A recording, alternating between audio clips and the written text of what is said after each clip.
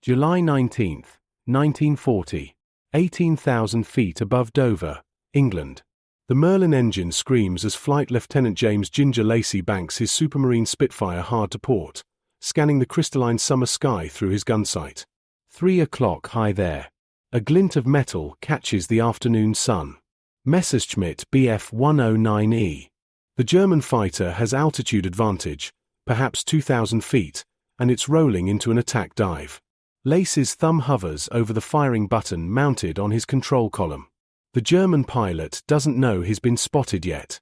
The 109 is coming down fast, nose dropping toward the English coastline far below, where white cliffs meet steel-grey channel waters. Lacey pulls back on the stick, feeling the G-forces press him into his seat as the Spitfire's elliptical wings bite into the thin air. The nose comes up. Up. The 109 grows larger in his windscreen. But the German sees him now. The Messerschmitt's nose snaps downward into a negative G pushover, an aggressive, gut-churning maneuver that sends the fighter into an inverted dive. The pilot is pushing forward on his stick, not pulling back, driving his fighter down and away in a stomach-lifting arc that would make most men retch. It's the escape maneuver that Luftwaffe pilots have learned to trust with their lives. Lacey knows what he has to do. Follow. He shoves the stick forward. The horizon flips. His Spitfire's nose pitches down hard into the dive. For one heartbeat, he's weightless in his harness, held only by his straps. The English Channel rotates above him. Then, the engine coughs. Once. Twice. Then silence. The Rolls-Royce Merlin, the magnificent 12-cylinder engine that makes the Spitfire the fastest thing in British skies, dies. Just stops. The propeller windmills uselessly in the slipstream, and suddenly Lacey isn't in a fighter, he's in a 5,000-pound glider falling out of the sky at 400 miles per hour. Christ! Lacey slams the throttle forward, back, forward again. Nothing. His training takes over. Level the wings. Pull out of the dive. Get the nose up. His hands move automatically, correcting the Spitfire's attitude, fighting to bring the nose back to the horizon. The stick feels different now, heavier, mushier without the engine's thrust. Below him, the German Messerschmitt is still diving, its Daimler-Benz engine screaming, pulling away, escaping into the haze over the channel. At 10,000 feet, the Merlin catches again. It coughs, backfires, then roars back to life with a surge of power that jolts Lacey forward in his seat. But it's too late. The 109 is gone, just a speck now, headed back toward France. Another one that got away. Lacey keys his radio transmitter. Red 2, engine cut. Returning to base. His voice is steady, professional, but inside he's burning with frustration. This is the third time this week. The third time he's had a German fighter in his sights only to have his own engine betray him at the critical moment. He's not alone. At RAF Hornchurch, 15 miles east of London, the dispersal hut is thick with cigarette smoke and bitter anger. 8 pilots from 54 squadrons slouch in wicker chairs, still wearing their May West life jackets, their flying boots muddy from the summer grass. They've just landed from the afternoon patrol. 3 of them are furious.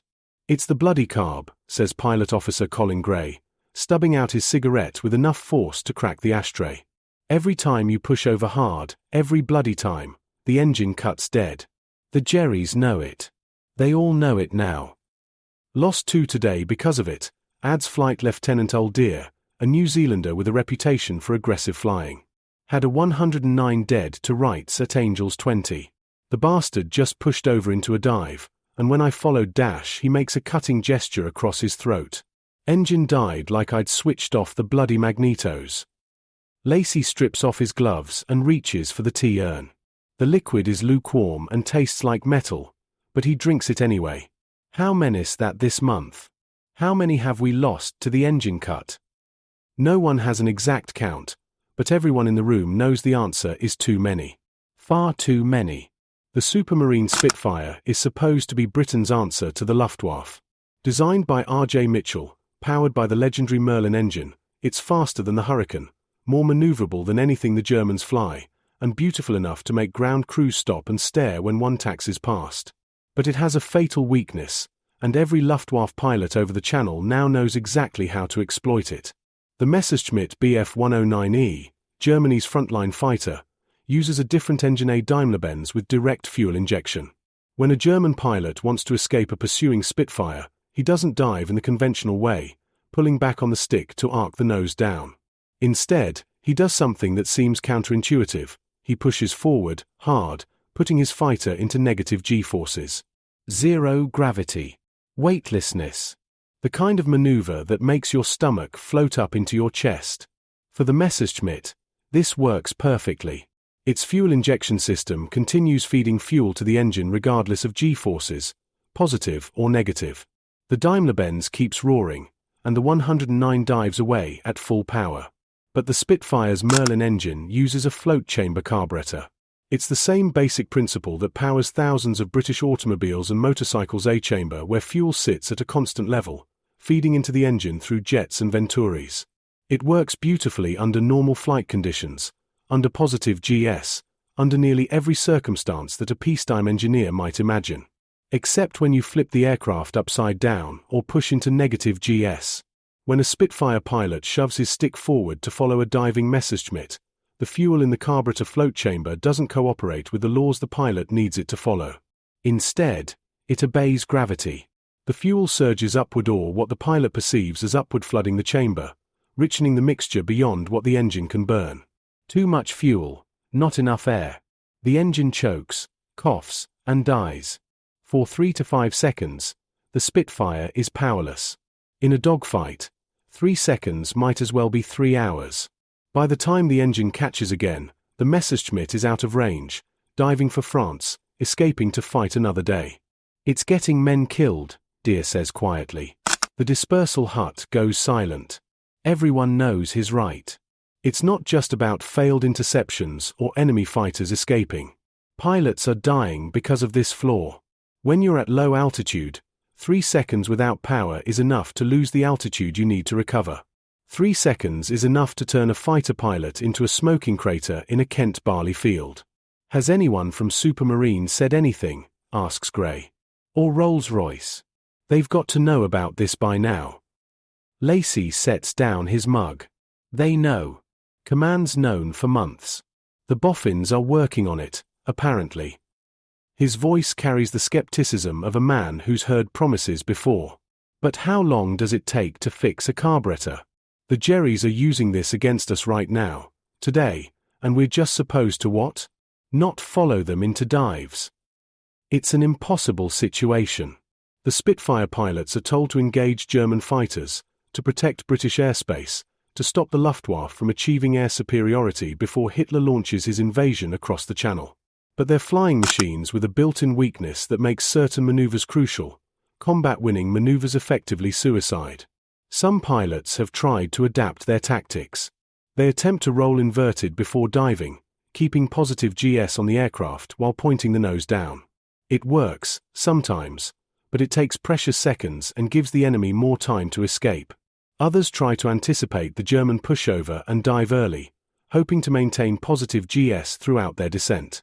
But dogfights are chaotic, violent, three-dimensional chess games played at 300 miles per hour.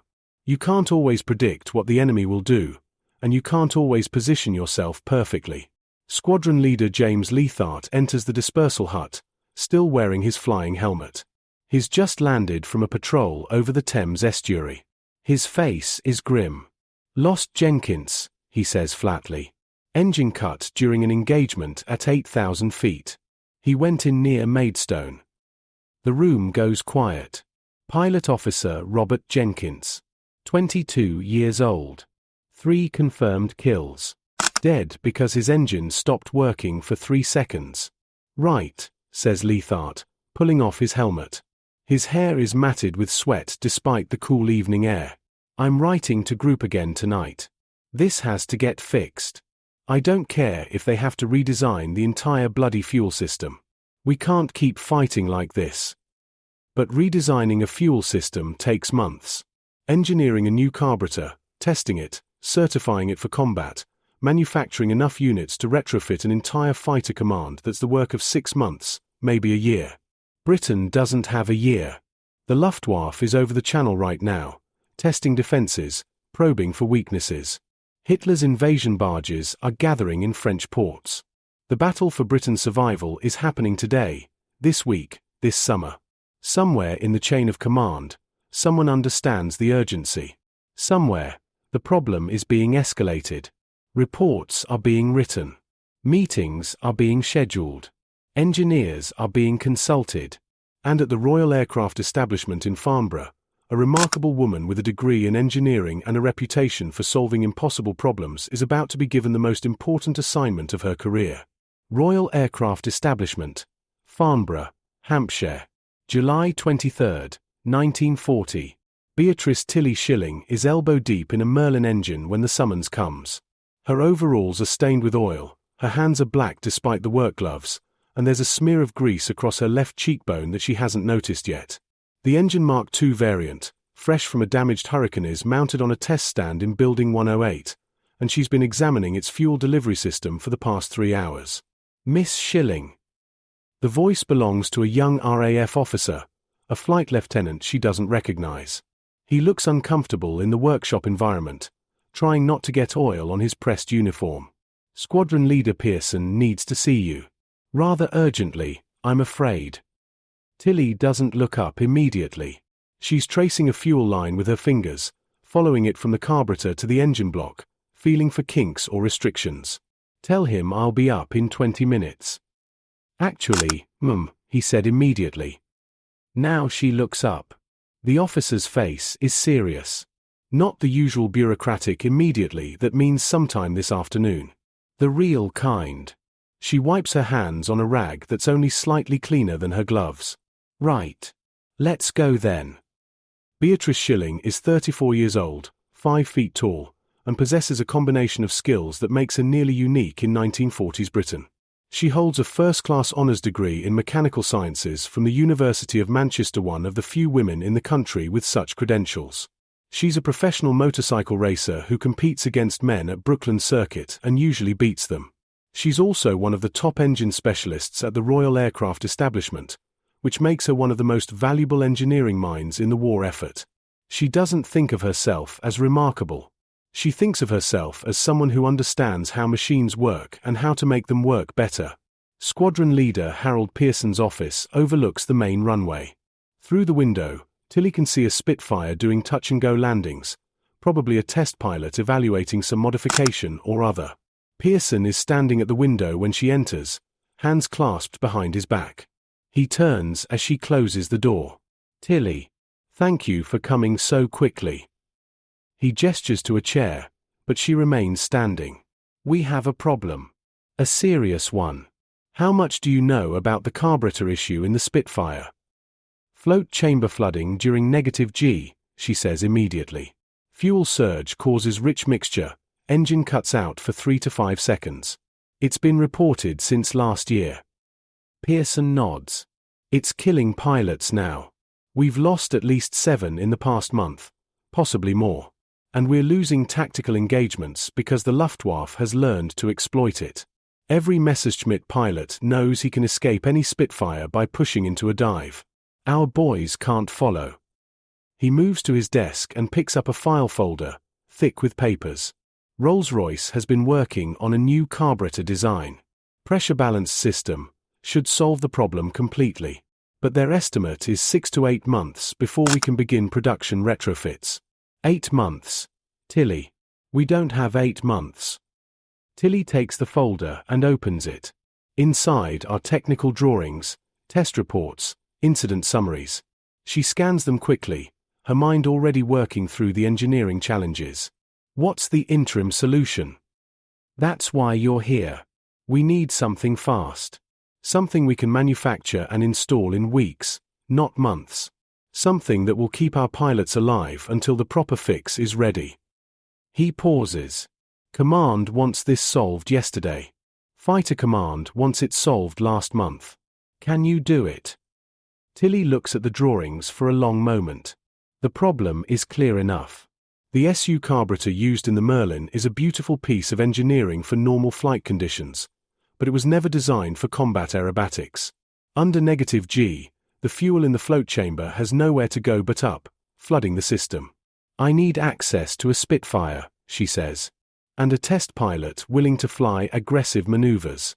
And a proper workshop. You'll have whatever you need. I'll need 3 days. Maybe 4. Pearson's eyebrows rise. To solve a problem that stumped Rolls-Royce for a year. To solve it properly, no.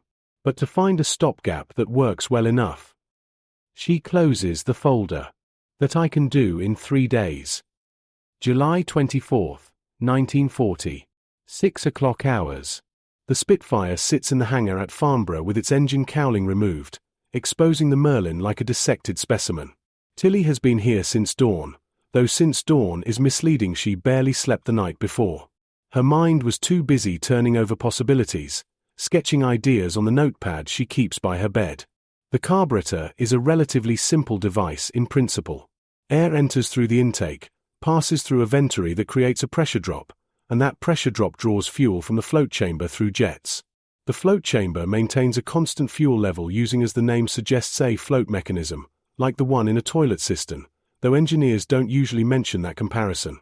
The problem is that constant level assumes constant gravity.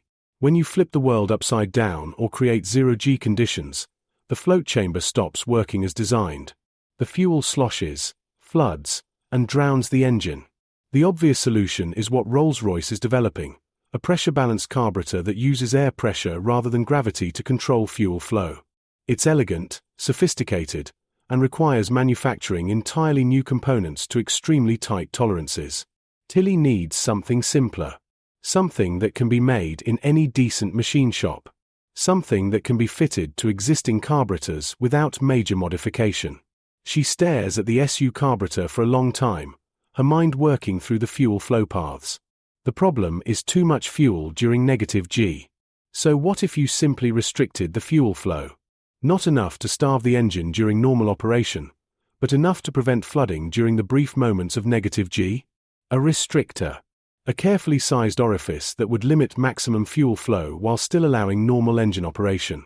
It's crude. It's not elegant. But it might work. She grabs her notebook and starts sketching. The restrictor would need to be a washer-shaped diaphragm, installed in the fuel line between the float chamber and the jets. The hole in the center would need to be precisely sized. Too large and it won't restrict flooding. Too small and it will starve the engine of fuel during high-power operations. She does the calculations right there, standing in the hangar, working out flow rates and pressure drops. The Merlin at full power consumes approximately 0.5 pounds of fuel per horsepower per hour. Maximum power output is 1030 horsepower, so maximum fuel consumption is roughly 515 pounds per hour. Convert that to gallons per minute, account for fuel density, factor in the pressure differential across the restrictor. The hole needs to be approximately 0.062 inches in diameter. 16 gauge. She can manufacture that on a lathe in an hour. But first, she needs to verify the theory. The test comes together faster than she expected. By mid-morning, she has her restrictor diaphragm, a simple brass disc, perhaps an inch in diameter, with a carefully drilled hole in the center. It looks absurdly simple, almost crude. Like something you might find in a hardware store rather than a precision aircraft component. She fits it into the carburetor herself, working with the careful precision that comes from years of experience. The installation takes less than 10 minutes. The diaphragm sits in the fuel line, unobtrusive, waiting to prove whether her calculations are correct or whether she's wasted a day chasing an idea that won't work. The test pilot is Flying Officer Timber Woods, a former fighter pilot now assigned to the RAE as an experimental test pilot. He has 400 hours in Spitfires and a reputation for being willing to push aircraft to their limits. When Tilly briefs him on what she wants, he doesn't hesitate. So you want me to do negative G pushovers? How many? As many as you need to. At various altitudes, various speeds. I need to know if the engine cuts out. And if your modification doesn't work.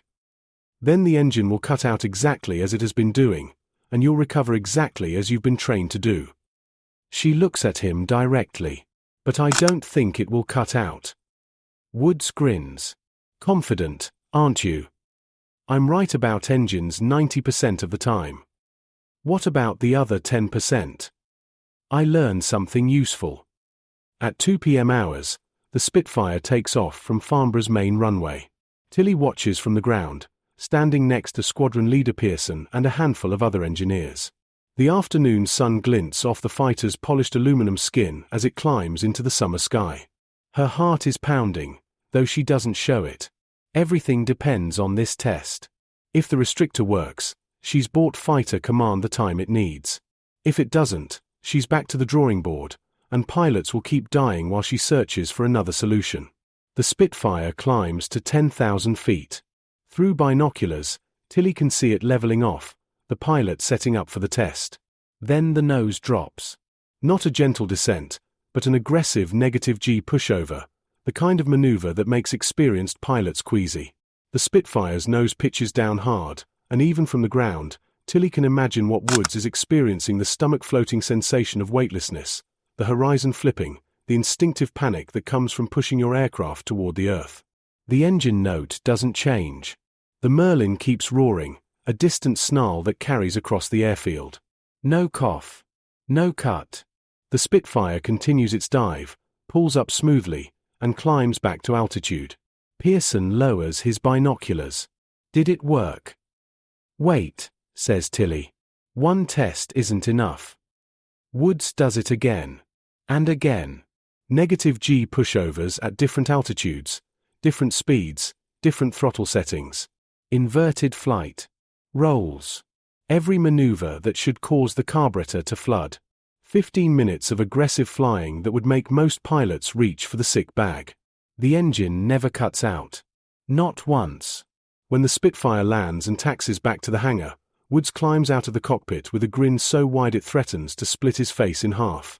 It bloody works, he shouts, even before removing his helmet. Every maneuver, full power, no cuts, nothing. Tilly, whatever you did, it's brilliant. She allows herself a small smile. It's not brilliant. It's adequate.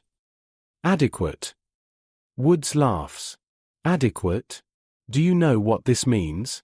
Every Spitfire in Fighter Command can follow the Jerrys through any maneuver now.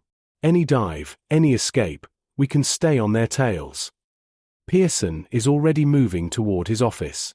I'm calling Fighter Command. How fast can we manufacture these restrictors? Tilly considers. The diaphragm is simple, just a brass disc with a precisely drilled hole. Any competent machine shop can make them. No special materials, no complex manufacturing processes. Hundreds per day, if we need to. Installation takes less than 15 minutes per aircraft. A trained mechanic could do it blindfolded. We'll need thousands. Every Spitfire, every Hurricane if it works in the Merlin variants they use. Then we'll make thousands. Within hours, the orders are going out. Machine shops across southern England are receiving specifications. Air Ministry is authorizing emergency production. Squadron engineering officers are being briefed on installation procedures. The modification is so simple, so crude, so inelegant that some engineers are skeptical it could possibly work. But the test results don't lie. The Merlin runs smoothly through negative G maneuvers that would have killed it yesterday. Someone at Fighter Command gives it a nickname. They call it Miss Shilling's Orifice. Later, more prudish officials will try to rename it the RAE restrictor or the flow limiter, but the name sticks. Pilots love it. Ground crews love it. It's cheeky, it's memorable, and it honors the woman who solved in 3 days what was supposed to take 8 months. Tilly hears about the nickname and shrugs. She doesn't care what they call it. She cares that it works. RAF Biggin Hill, Kent. August 3, 1940. The restrictor arrives at Biggin Hill in a wooden crate marked Priority Fighter Command. Flight Sergeant Tom Mitchell pries it open with a screwdriver and stares at the contents with undisguised skepticism. Inside, packed in sawdust, are 50 small brass discs, each about the size of a halfpenny coin with a hole drilled through the center. These are supposed to fix the carburetor problem. He holds one up to the light, turning it between his fingers. It's just a washer. That's what the orders say, flight, responds leading aircraftman Davies, reading from the installation bulletin. RAF restrictor, Type A, designed by Miss B. Shilling at Farnborough, to be fitted to all operational Spitfires immediately. Installation time, 15 minutes per aircraft. Mitchell has been working on Merlin engines since 1937. He knows every bolt, every gasket, every quirk of the system. The idea that a simple restrictor washer something that looks like it belongs in a plumbing shop could solve a problem that's been plaguing Fighter Command for months seems absurd. But orders are orders. Right then. Let's start with the skipper's kite. If it buggers up his engine, at least he can't blame us for picking the wrong one. By 6 p.m. hours, Mitchell's crew has installed a restrictor in Squadron Leader Michael Robinson's Spitfire. The process is exactly as simple as the bulletin promised. Remove the carburetor cowling. Disconnect the fuel line between the float chamber and the main jet. Slip the brass diaphragm into place. Reconnect. Test for leaks. Done. Robinson flies the aircraft himself that evening, pushing through a series of aggressive maneuvers over the English Channel. When he lands 30 minutes later, his first words to Mitchell are, "Get these fitted to every aircraft in the squadron. Tonight. I don't care if you have to work until dawn." Mitchell doesn't ask why. The look on Robinson's face tells him everything he needs to know. By August 5th, every operational Spitfire in 11 Group has the modification. The installation crews work through the night, moving from airfield to airfield Biggin Hill, Hornchurch, North Weald, Kenley, Tangmere. Ground crews who've been watching their pilots die because of carburetor failures attack the work with fierce determination. This isn't just another modification. This is the fix they've been praying for. The Luftwaffe is about to discover that the rules of engagement have changed. August 8, 1940. 16,000 feet above the Kent coast. Pilot Officer Geoffrey Page is 20 years old and has exactly 12 hours of combat flying in his logbook. This is his fourth operational sortie, and is trying very hard not to think about the fact that the life expectancy of a new fighter pilot is currently measured in weeks, not months. His Spitfire is flying in the number 2 position of Red Section, 56 Squadron. They're at patrol altitude, scanning the skies over Dover for the German raids that intelligence says are coming. The August sun is brilliant and hot, even at altitude, and Page squints against the glare, searching for the tiny specks that might be enemy fighters. Bandits. 11 o'clock high. The shout comes through his headset from Red Leader. 109s. Looks like a dozen of them. Page's heart hammers as he spots them dark crosses against the blue sky, maybe 2,000 feet above, diving toward the British patrol. Messerschmitt Bf-109s from Jagdgeschwader 51, coming out of the sun in a classic bounce. The Germans have the advantage of height and surprise. Red Section, break right.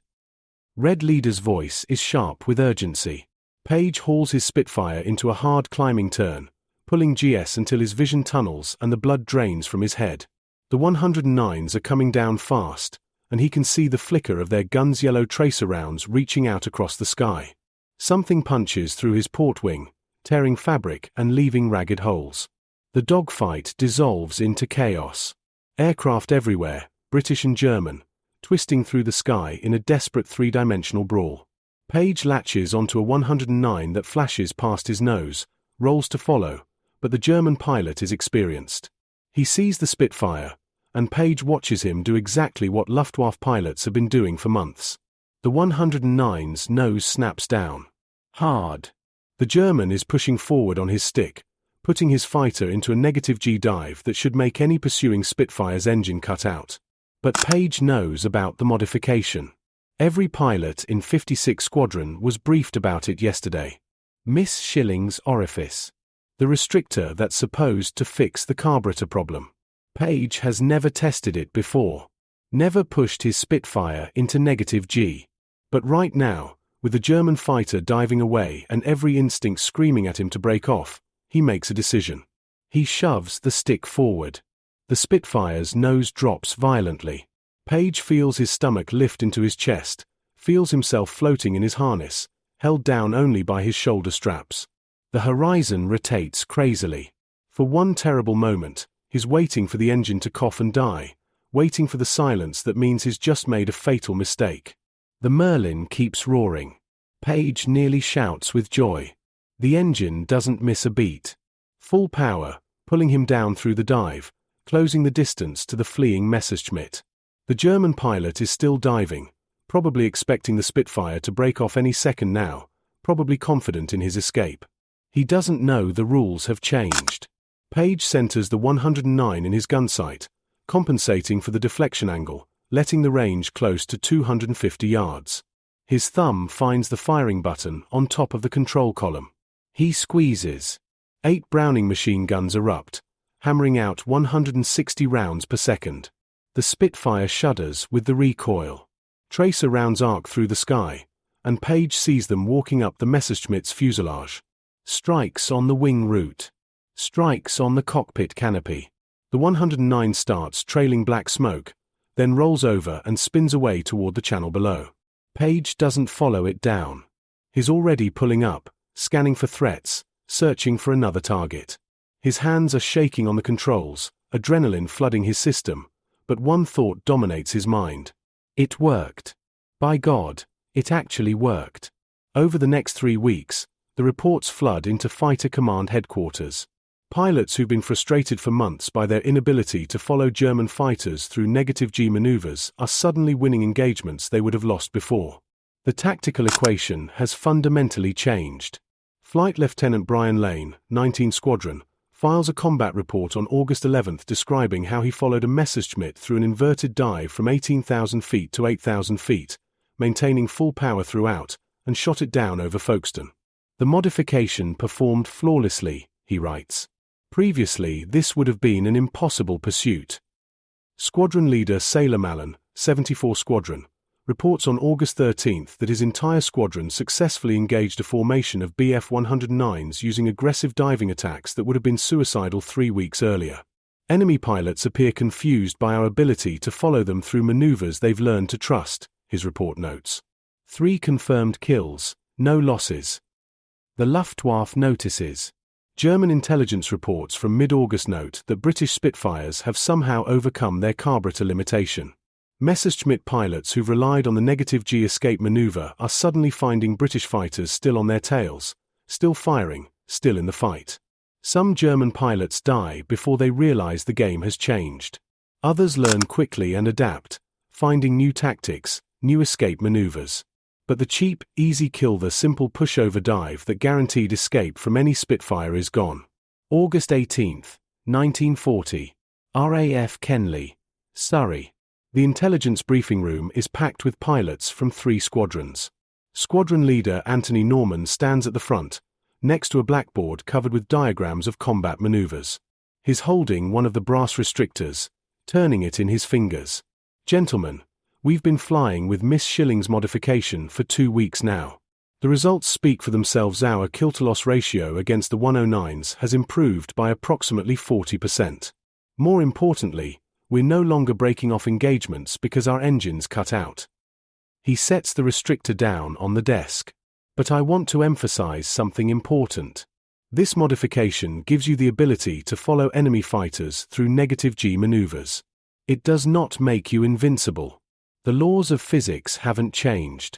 If you dive after a 109 from too low an altitude, you're still going to run out of sky before you can pull out. Several pilots nod. Everyone in the room has heard about Pilot Officer Richards from 615 Squadron, who chased a Messerschmitt down to 2,000 feet and couldn't pull out in time. The Spitfire's engine kept running perfectly all the way into a Sussex farm field. Use the modification intelligently, Norman continues. The 109s still have advantages: better dive acceleration, better high-altitude performance. But they've lost one of their primary escape tactics. Use that. Exploit it. Make them pay for every mistake. In the back of the room, Flight Lieutenant James Ginger Lacey, the same pilot who lost a Messerschmitt to engine failure on July 19, raises his hand. Sir, has anyone sent a thank you note to Miss Shilling? Because I'd like to buy that woman a drink. Laughter ripples through the room. Norman smiles. I believe Fighter Command has sent official thanks. But yes, Ginger, we all owe her a considerable debt. The modification spreads beyond Spitfires. Hurricane squadrons received the restrictor in late August, and though the Hurricane isn't capable of the same performance as the Spitfire, the ability to maintain power through negative G maneuvers improves its combat effectiveness significantly. Defiant squadrons get it. Even some of the Blenheim night fighters receive the modification, though its benefits there are less obvious. By September 1940, as the Battle of Britain intensifies into its most crucial phase, virtually every British fighter with a Merlin engine has Miss Shilling's Orifice installed. The modification has become so standard that new pilots arriving at operational squadrons don't even realize their aircraft ever had a carburetor problem. It's just the way Spitfires work now. At Farnborough, Beatrice Shilling has already moved on to other problems. She's working on propeller pitch control mechanisms, investigating cooling system inefficiencies, solving the 1,000 small engineering challenges that keep Britain's fighters flying. When reporters ask about her modification, she's dismissive. It's not revolutionary, she tells one persistent journalist. It's a stopgap, a crude fix until the proper solution is ready. Any competent engineer could have designed it. But that's not quite true, and the pilots know it. Not any engineer would have thought of something so simple. Not any engineer could have gone from problem to solution in 3 days.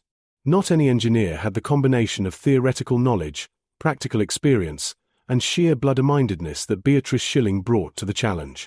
And not any engineer's solution would save as many lives.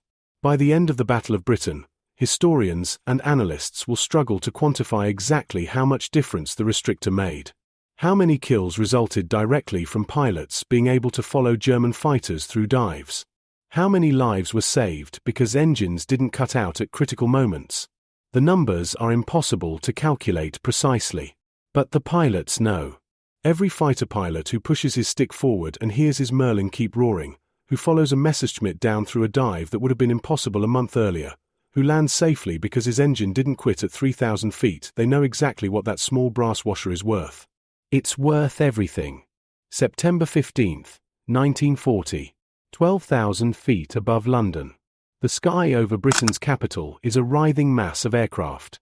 200 German bombers, escorted by fighters, are driving toward London in multiple waves.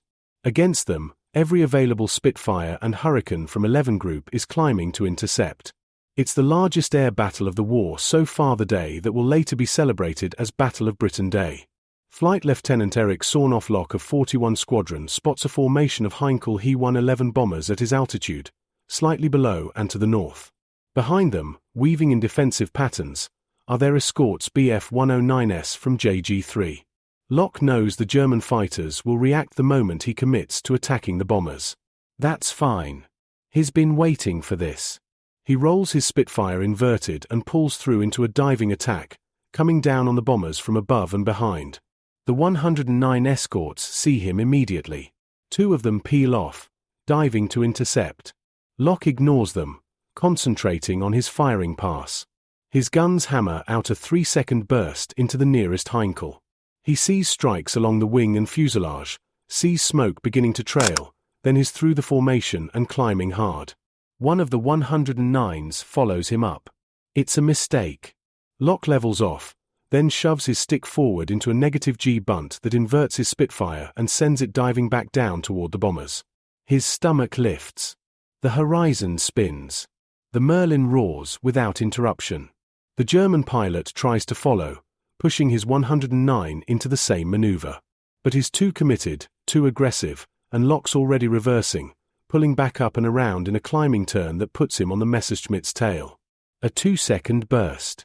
The 109's canopy shatters, and the aircraft rolls away trailing fuel vapor. Lock doesn't think about the brass restrictor in his carburetor. He doesn't think about Beatrice Shilling or the Royal Aircraft Establishment. He's too busy staying alive, too focused on the immediate tactical situation. But the modification is there, silent and invisible, doing its job every time he asks his aircraft to do something that would have been impossible 2 months ago.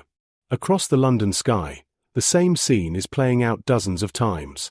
Spitfire pilots diving, inverting, following German fighters through maneuvers that used to mean automatic engine failure. The Luftwaffe has adapted somewhat. Their pilots have developed new tactics, learned to avoid the negative G dive as a primary escape, but they've lost an advantage they held for nearly a year.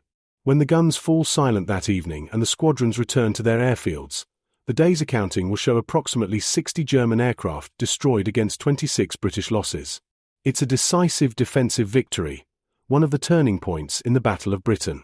And in every successful interception, every pursuit that didn't end with a dead engine, every pilot who came home alive, the restrictor played its part.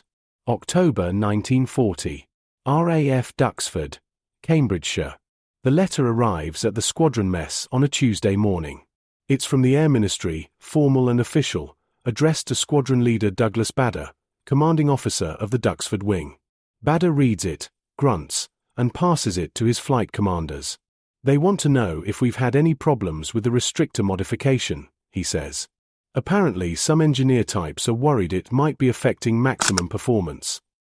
Flight Lieutenant Cocky Dundas reads the letter and snorts. Affecting performance? It's saved my life twice. Tell them it works perfectly and we're not giving it back. The concern is legitimate from an engineering standpoint. The restrictor does create a slight fuel flow limitation under certain high-power conditions. In theory, the Merlin might not be able to achieve its absolute maximum power output with the restrictor in place.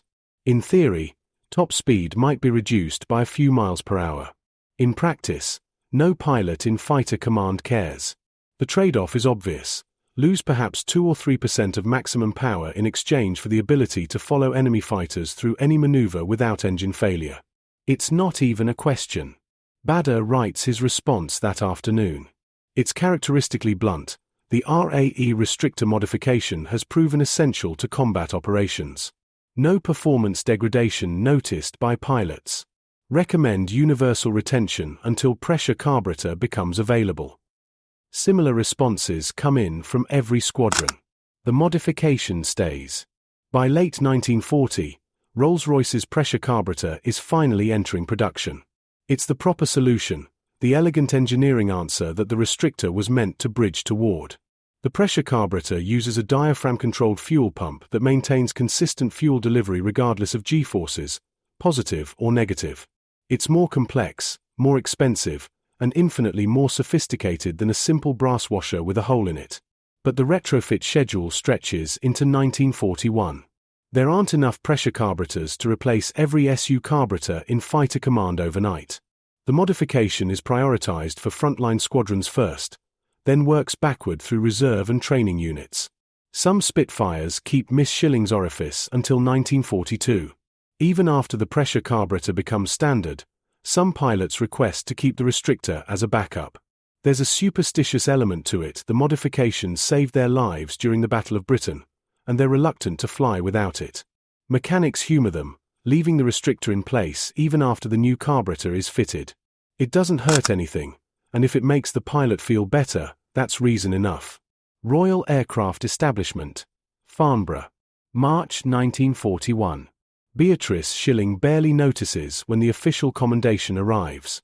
She's too busy working on a new project investigating why certain Merlin variants are experiencing bearing failures at high altitude. The commendation is from Air Chief Marshal Sir Hugh Dowding, Commander-in-Chief of Fighter Command during the Battle of Britain, thanking her for her invaluable contribution to the defense of Britain. She reads it once, files it away, and returns to her bearing analysis. Recognition isn't why she does the work.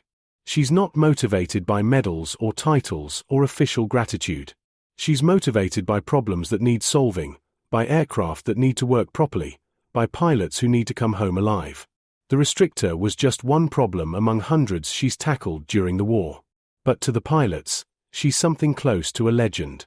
In squadron dispersal huts across Britain, her name is spoken with reverence. Miss Shilling saved my life is a common refrain. Stories circulate about her, some true, some embellished, some completely fabricated. She's the motorcycle racing engineer who solved the carburetor problem in 3 days. She's the woman who told Air Ministry bureaucrats where to stick their objections. She's the boffin who actually understands what pilots need. Most of the pilots have never met her.